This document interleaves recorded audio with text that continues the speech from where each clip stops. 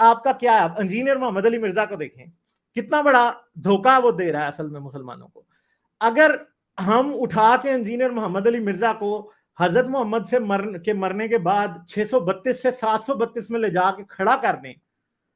ٹھیک ہے, اور انجینئر کو کہیں اب ہمیں سمجھا کہ اسلام کیا ہے, تو میں آپ کو یہ اس بات کا چیلنج دے سکتا ہوں کہ انجینئر اپنا سر پیٹ لے گا, کیونکہ اس کو سمجھ نہیں آئے گا کہ اسلام کیا, کیونکہ نہ تو وہ حدیث کی کتابیں ہیں, صحیح بخاری, صحیح مسلم, موطا, سنن ابن ماجہ, سنن نسائی, سائے ستہ ہے ہی نہیں ہے. جب سائے ستہ نہیں ہے, تفسیر نہیں ہے,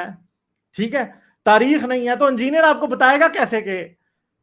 فلاں سورت کی فلاں آیت میں جو بات لکھی ہے اس کا مطلب یہ ہے. انجینئر کیا کرتا ہے,